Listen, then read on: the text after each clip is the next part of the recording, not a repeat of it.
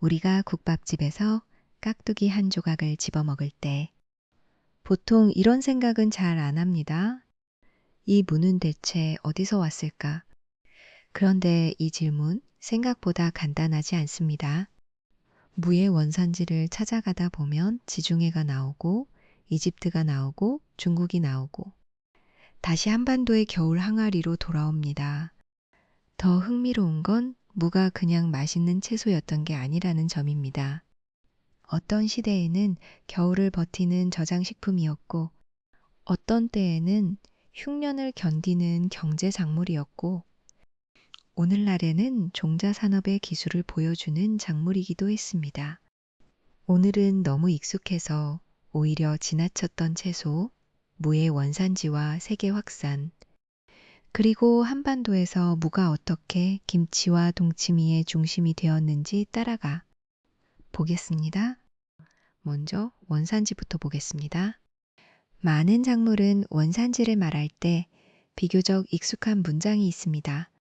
감자는 안데스, 토마토는 아메리카 이런 식이죠.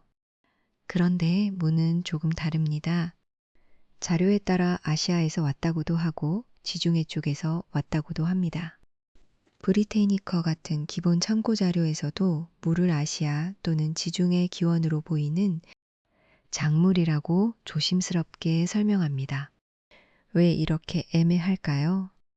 이유는 무가 아주 오래전부터 넓은 지역에서 길러졌고 야생형과 재배형, 그리고 재배하다가 다시 들판으로 퍼진 무들이 복잡하게 얽혀 있기 때문입니다. 그래서 무의 역사는 한 점에서 시작해 직선으로 퍼진 이야기가 아니라 여러 지역의 사람들이 각자 자기 밭과 밥상에 맞게 길들인 이야기로 보는 편이 더 안전합니다. 유전학 연구도 이 복잡함을 보여줍니다. 한 연구는 재배무에서 적어도 3번의 독립적인 재배와 사건이 있었을 가능성을 제안했습니다. 쉽게 말해 누군가 한 곳에서 물을 길들였고 그 씨앗이 전 세계로 퍼졌다기보다 여러 지역에서 비슷한 야생무 계통을 각각 다르게 재배했을 수 있다는 뜻입니다. 또 최근 게놈 연구는 재배무, 야생무, 잡초처럼 자라는 무 사이에 유전적 교류가 많았다는 점을 보여줍니다. 무는 사람의 밭 안에만 얌전히 있던 작물이 아니었습니다. 바닷가, 밭의 가장자리에서 사람과 자연 사이를 오가며 계속 섞이고 변했습니다. 그래서 무의 원산지를 묻는 질문은 사실 최초의 한 장소가 어디냐보다 어떤 길들임의 경로들이 있었느냐에 가까워집니다. 그럼에도 무가 아주 오래된 작물이라는 점은 분명합니다. 어떤 연구는 무의 재배화가 약 4,000년 전 이집트에서 일어났을 가능성을 언급합니다. 이것을 확정된 발굴 연대처럼 받아들이기는 조심해야 하지만 적어도 고대 지중해 세계에서 무각의 일은 시기부터 알려졌다는 힌트는 됩니다. 반면 중국에서도 재배무의 이용은 약 2000년 전까지 거슬러 올라간다고 정리됩니다. 여기서 중요한 점은 무가 서쪽의 채소이거나 동쪽의 채소라고 딱 잘라 말하기 어렵다는 것입니다. 무는 고대의 교역로, 농업기술, 지역 식문화 속에서 여러 얼굴을 가진 채 자라났습니다. 어떤 곳에서는 작고 매운 뿌리로, 어떤 곳에서는 길고 큰 저장 채소로 선택되었습니다. 우리가 오늘 한국에서 떠올리는 무는 대체로 크고 길고 수분이 많습니다. 그런데 유럽의 라디시를 떠올려 보세요. 작고 동그랗고 붉은 껍질을 가진 경우가 많습니다. 같은 무라는 큰 이름 안에 들어가지만 식탁에서의 역할은 꽤 다릅니다. 유럽식 라디시는 샐러드나 곁들임 채소에 가깝고 동아시아의 큰 무는 국, 절임, 김치, 말림까지 맞습니다. 동아시아에서는 특히 중국, 한국, 일본을 거치며 길고 큰 무 계통이 크게 발달했습니다.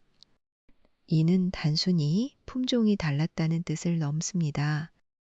겨울이 있고 저장이 필요하고 소금과 발효를 활용하는 식문화가 있었기 때문에 큰 무가 더 쓸모 있는 방향으로 선택된 것입니다. 일본의 다이콘 이야기는 이 흐름을 잘 보여줍니다. 일본에서는 무가 중국을 거쳐 들어온 것으로 설명되는 경우가 많고 특히 에도 시대에 지역 품종이 폭발적으로 늘어났습니다. 에도 시대는 도시가 커지고 농업 기술이 발전하고 지역마다 특산물이 뚜렷해지던 시기입니다. 무도 예외가 아니었습니다. 어떤 무는 절임에 좋게, 어떤 무는 말리기 좋게, 어떤 무는 국물에 넣었을 때 단맛이 잘 나게 길러졌습니다. 이 대목이 흥미로운 이유는 무가 자연 그대로의 채소가 아니라는 점입니다. 무는 사람의 선택을 받은 작물입니다. 토양, 기후, 장터, 저장법, 요리법이 모두 무의 모양을 만들었습니다. 그렇다면 한반도에는 언제 들어왔을까요? 여기서는 단정하면 안 됩니다. 무가 삼국시대에 있었는지, 더 이른 시기에 들어왔는지에 대해 가능성을 말할 수는 있지만 이번에 확인되는 강한 문헌 근거만 놓고 보면 정확한 최초 유입 시점은 확실하지 않습니다. 다만 적어도 고려시대에는 무가 이미 일상 식재료이자 저장식품의 핵심이었다고 볼 수 있습니다. 중요한 단서가 고려 문인 이규보의 글에 나옵니다. 무를 소금에 절여 겨울에 대비한다는 표현입니다. 이 한 줄은 꽤 많은 것을 말해줍니다. 무가 단순히 밭에서 먹는 채소가 아니라 겨울을 계산하며 준비하는 식재료였다는 뜻입니다. 다시 말해 한반도에서 무는 계절을 저장하는 기술과 함께 자리 잡았습니다. 여기서 우리는 김치의 역사를 조금 다르게 볼 수 있습니다. 오늘날 김치라고 하면 빨간 배추김치를 먼저 떠올립니다. 고춧가루가 있고 젓갈이 있고 매운맛이 선명하죠. 하지만 고추가 한반도 식탁에 널리 들어오기 전에 김치는 지금과 달랐습니다. 17세기 문헌에는 고추가 들어가지 않은 무김치, 배추김치, 동화김치, 그리고 물을 소금물에 담근 동치미 같은 형태가 보입니다. 그러니까 한국 김치의 뿌리에는 빨간 양념만 있는 게 아닙니다. 맑은 소금물, 발효, 무, 그리고 겨울 저장이 있습니다. 특히 동치미는 이 역사를 아주 잘 간직한 음식입니다. 차갑고 맑은 국물 안에 무가 있고 그 무는 겨울 동안 집안의 식탁을 지켜줍니다. 무가 한반도에서 사랑받은 이유는 만만이 아니었습니다. 경제성도 컸습니다. 무는 비교적 잘 자라고 수확량이 많고 뿌리와 잎을 모두 쓸 수 있습니다. 무청은 말려 시래기가 되고 뿌리는 생으로도 먹고 국에도 넣고 김치로도 담그고 말려서 무말랭이로도 씁니다. 조선 후기와 19세기 농서에는 무를 매우 유용한 채소로 평가하는 말이 나옵니다. 어떤 해설에서는 무가 부족하면 흉년과 같이 여겨야 한다는 취지의 표현까지 소개됩니다. 이 말은 과장이 아니라 생활 감각에 가깝습니다. 곡식이 부족한 시절, 무는 배를 채우고 국물 맛을 내고 오래 저장할 수 있는 작물이었습니다. 반찬의 재료인 동시에 생존의 완충제였던 셈입니다. 한반도에서 무에 얽힌 흥미로운 점은 이 채소가 음식의 중심과 주변을 동시에 차지했다는 것입니다. 깍두기처럼 주인공이 되기도 하고 소고기 뭇국처럼 국물의 단맛을 받쳐주기도 합니다. 김장철에는 배추 사이에 들어가 양념의 질감을 만들고 동치미에서는 국물의 성격을 결정합니다. 또 무청은 따로 말려 겨울 국거리와 나물거리가 됩니다. 하나의 작물이 이렇게 많은 층위로 식탁에 들어오는 경우는 흔치 않습니다. 그래서 무는 한국 음식에서 주연급 조연이라고 부를 만합니다.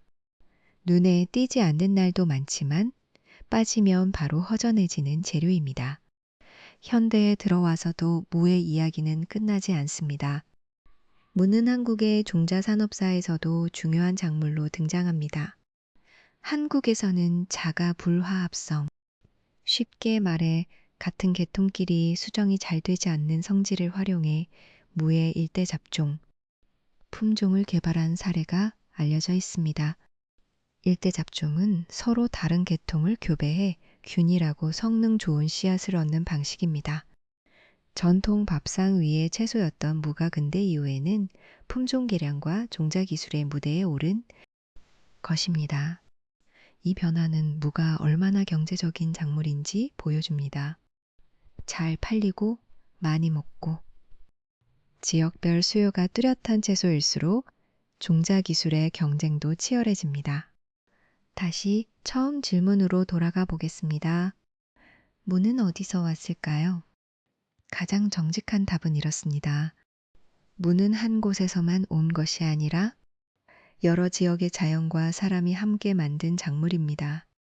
고대 지중해와 아시아의 긴 재배 역사 속에서 무는 각기 다른 모양으로 길러졌고, 동아시아에서는 크고 긴 저장 채소로 발달했습니다. 한반도에서는 정확한 첫 순간을 알기 어렵지만 고려시대에는 이미 겨울을 준비하는 소금절인 무가 있었고, 조선시대에는 무김치와 동치미가 한국식 저장과 발효의 중심에 있었습니다. 그리고 흉년을 견디는 작물에서 현대 종자 산업의 품종까지 무는 조용히 우리의 경제와 식문화를 떠받쳤습니다. 오늘의 결론은 이 한 문장입니다. 무는 땅 속에서 자란 채소가 아니라 겨울을 건너려는 사람들의 지혜가 뿌리로 굳어진 음식입니다.